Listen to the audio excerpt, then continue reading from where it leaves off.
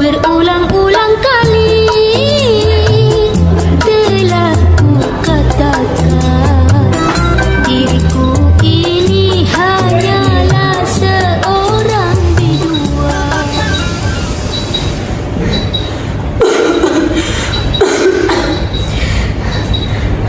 Pak, apa bu?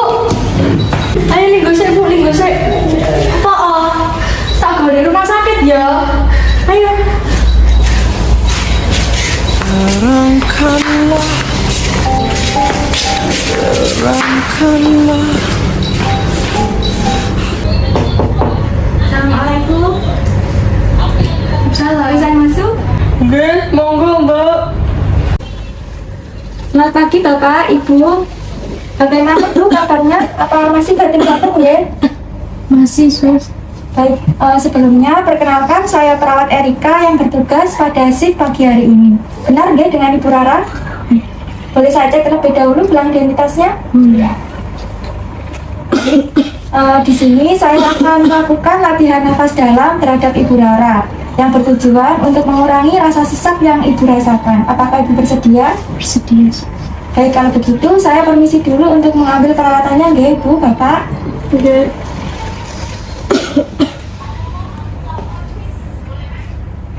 Baik, di sini saya akan menjelaskan apa saja sih peralatan yang digunakan untuk melakukan latihan nafas dalam dan juga batuk efektif.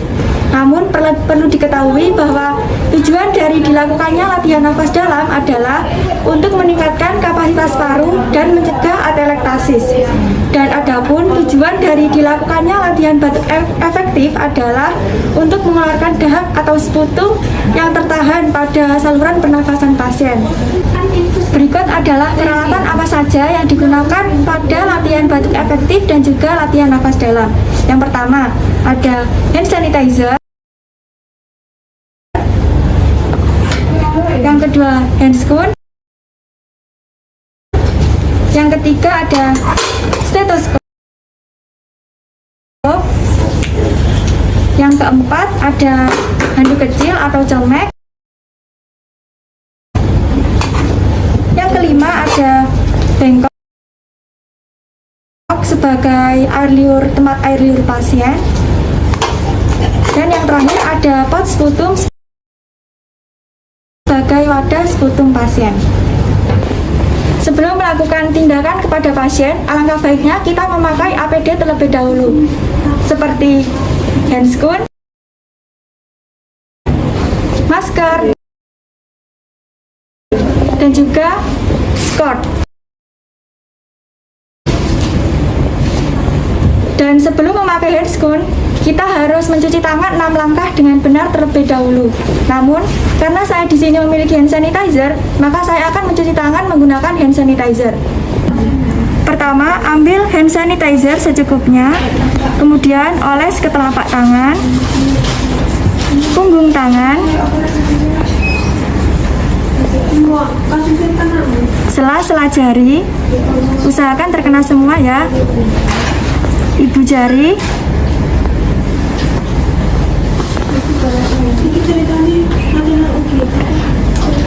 mengunci, dan yang terakhir adalah menguncup.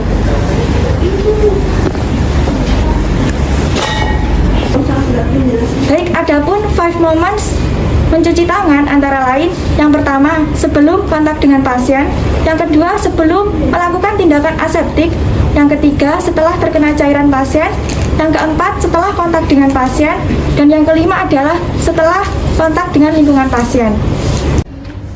Assalamualaikum. Waalaikumsalam. Mohon maaf ya jika terlalu lama mengambil peralatannya.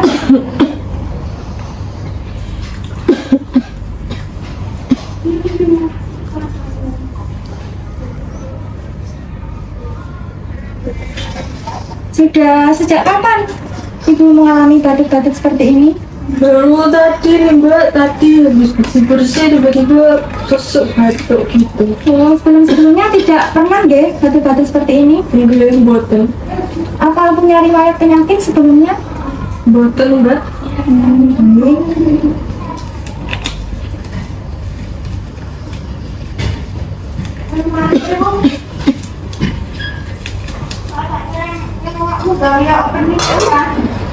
Baik, kita mulai saja nggih tindakannya. Ibu bisa mengatur posisi ibu senyaman mungkin. Bisa saya bantu nggih untuk menegakkan bednya. Iya, sus.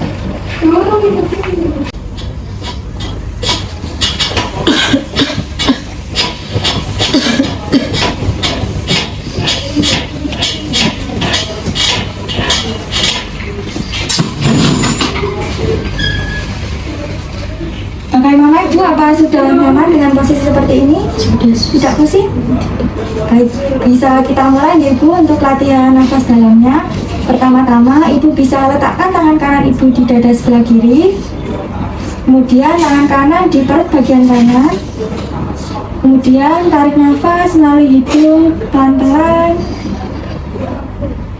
Dan sebentar hembuskan melalui mulut secara perlahan.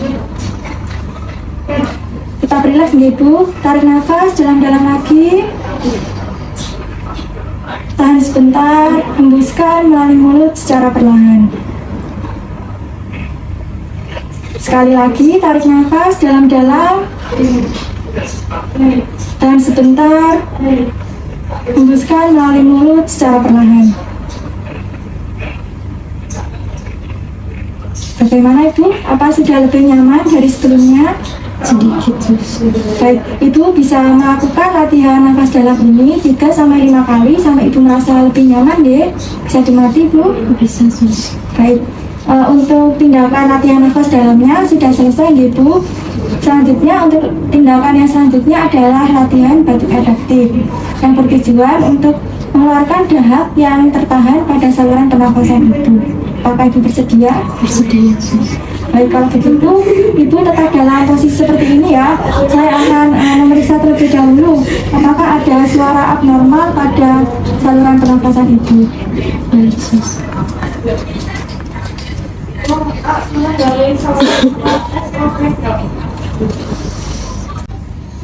Permisi nggih Ibu. Iya, sus.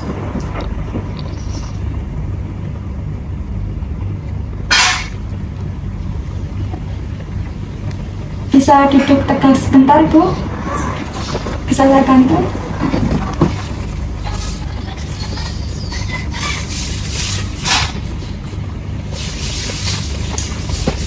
Baik, sudah selesai Bu. Di sini terdapat suara abnormal pada saluran pernapasan Ibu. Itu tandanya memang ada sekutum yang tertahan pada saluran pernapasan Ibu. Baik, bisa kita mulai ya Ibu latihan batuk efektifnya. Sebelumnya permisi saya pasang terlebih dahulu handi kecilnya supaya saat melakukan batuk efektif daknya tidak keluar, tidak mengenai baju Ibu. Baik, sebelum melakukan latihan batuk efektif, sebelumnya saya jelaskan terlebih dahulu ya Ibu untuk tata caranya. Pertama, Ibu silakan tarik nafas 3 kali, kemudian sentakan batuknya. Jika dirasa yang keluar air liur, Ibu bisa meludahkannya di sini. Namun jika dirasa yang keluar air liur agak kental atau dahak, Ibu bisa meludahkannya di tempat yang ini. Bisa dimengerti ya Ibu? Bisa, sus. Baik, kalau begitu Ibu silakan dicoba. Silakan tarik nafas 3 kali.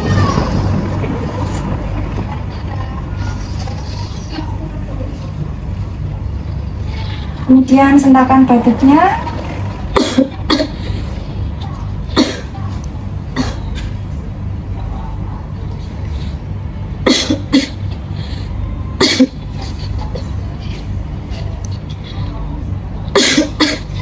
Baik. Sudah, sus. Sudah, sus. Sudah selesai Mbak?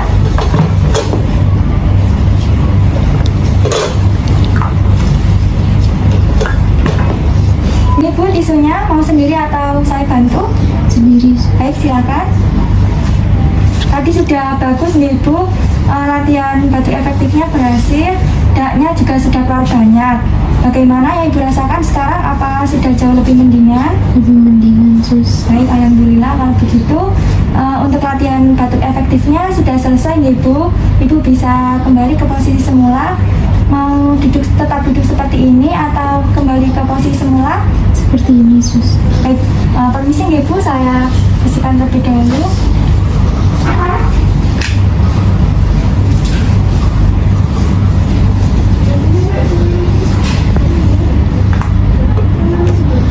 Baik, kalau begitu apa ada yang mau ditanyakan Ibu, Bapak sebelum saya meninggalkan ruangan?